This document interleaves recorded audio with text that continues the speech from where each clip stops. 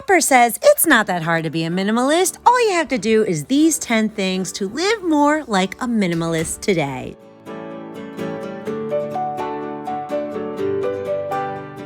Hello everyone, and for today's episode, we are going to be doing 10 things you can do today to live more like a minimalist. And this comes from Joshua Becker's Becoming Minimalist website. I've been really starting to listen to his YouTube videos and also reading all his articles on his website. And I found this and I thought it was really awesome to do because as a recovering hoarder, I never ever thought I could be a minimalist. It kind of scared me to death. I thought I'm going to have white walls and own 2 things, and that just wasn't for me. But I'm really realizing that I was very, very wrong on those assumptions, and that's why I'm really excited to get into this video today to share how we can do 10 things to live like a minimalist, and it's not so scary. First on the list is remove 1 box of clutter from your home. So I found a couple of things that we no longer use and the kids outgrew. So this is our 1 box that we're going to remove from our home. Now, personally, I like to put things on my Facebook Townsgiving page because other people can use it. They're looking for clothes that size that either they want a new piece or their kids are growing into. So I posted it on there and I already have people coming up to pick up and enjoy the clothes. So it's a blessing for me and a blessing to someone else who can actually use these clothing right now. Number 2 is clear one surface. And everyone knows that this table right here is the hottest of hot spots. You can actually see everything we did this week because this is the landing spot. We had a Holy Communion and a couple of birthday parties. And of course, they give you treat bags when you leave. Now, I'm most likely going to give away most of this stuff, and I'm sure the boys will understand. Now, next, of course, is all my binders and journals and all of my fun things that I love. I need to put that back. That is part of my ADHD and not following through putting things away. So I'm definitely focusing more on how my ADHD has affected my hoarding and messiness and my lack of organizational skills. But don't worry, I'm getting a lot better at it. And shout out to all the April birthdays because my birthday month is April and I'm getting birthday cards in. So I just wanted to say happy birthday to all the April birthdays out there. And of course, since it is my birthday month, people are starting to buy me gifts and that's so sweet and thoughtful. And I really need to put them away and be mindful of using them.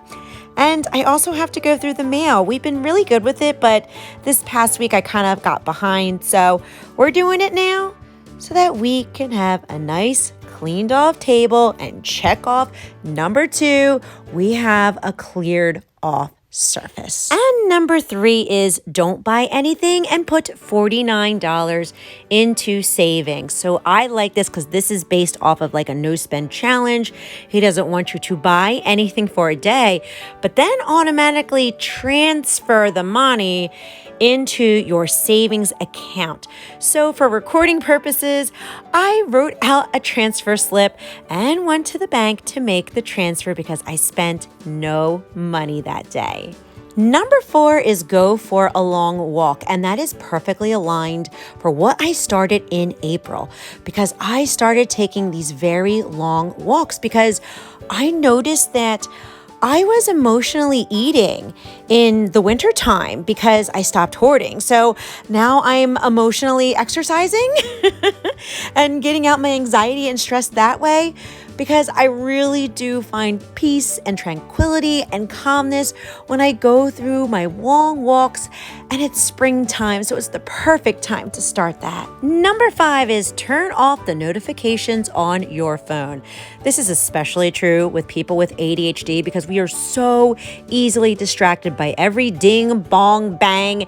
So I'm just going to set it to phone messages and text messages and turn the rest of it off.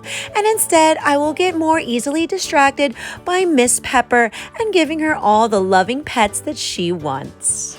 Number 6 is eliminate one obligation. This is so that you can open up more time in your schedule to what matters most important in your life. Now, if you're wondering why am I showing a clip of last week's basement video, well, let's just say I am working on eliminating that one obligation.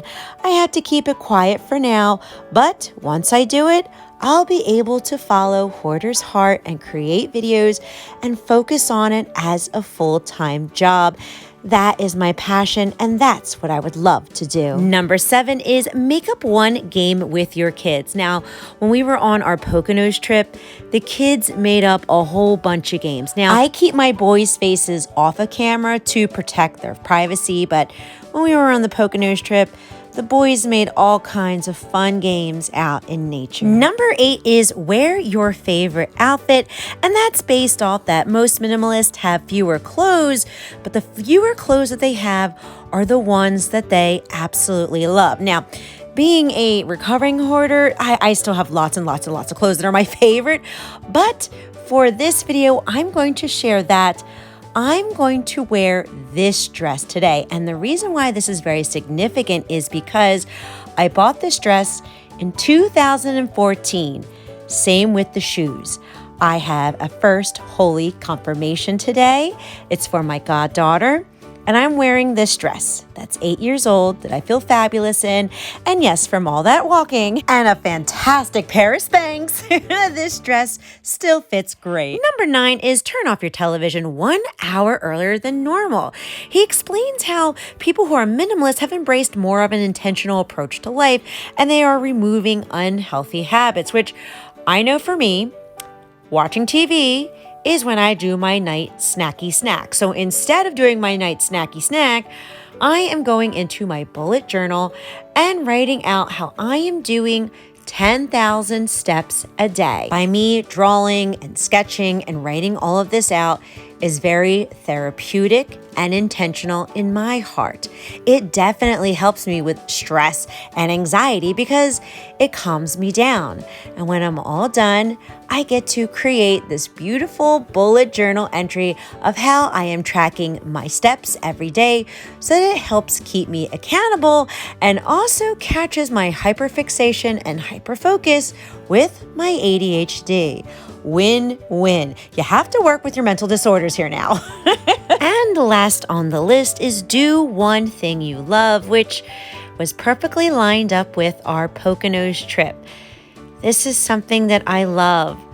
I love traveling, especially into nature, especially with family and friends. This is where I feel the most happy, is taking these vacations, traveling, seeing the world, seeing different things, having these new experiences together. That is definitely one thing that I absolutely love. And if minimalism can help me get to this, then I'm all in. And honestly, by creating this video, I realized I really can do this. I'm already kind of aligned with it, and I didn't even realize it. Now, I'm going to read what Joshua Becker wrote in this article, and I also have the link in the description box below so that you can go and read this for yourself. But he writes, the greatest thing about minimalism is that it frees money, time, and energy for your greatest passions. This is the greatest benefit, a life focused on the pursuits that result in true happiness, joy, meaning, and fulfillment. So today, do one thing you love and then imagine yourself doing more of that every single day from here on out. And you will get a small picture of why people continue to flock to the message of minimalism.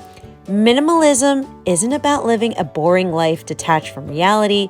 It is about rejecting society's version of reality and living a focused, intentional life on your own terms. And actually, that's exactly what I want in my life. So who would have known that deep down inside, I actually do want to be a minimalist. So each and every week, we're going to keep decluttering in this hoarded house. I also want to bring back the no spend challenge too. The only problem is that I haven't had time to create one because I've been working 7 days a week, yet doing these no spend challenges would help me not have to work as much. So I really want to be able to bring that back. And I really want to focus on my passion, which is Hoarder's heart and explaining the true mentality behind the stuff, because I want to bring awareness to our mental disorder. And when we bring awareness and acceptance, more people will get help. And when more people get help, then we're just making a better world and making it more loving and accepting. And I definitely would love to be a hoarder who actually can say I was a level 4 hoarder and now I'm finally a minimalist. And you can do it too. And I really hope and pray that this video encouraged you to declutter, clean, and maybe do some minimalistic things today.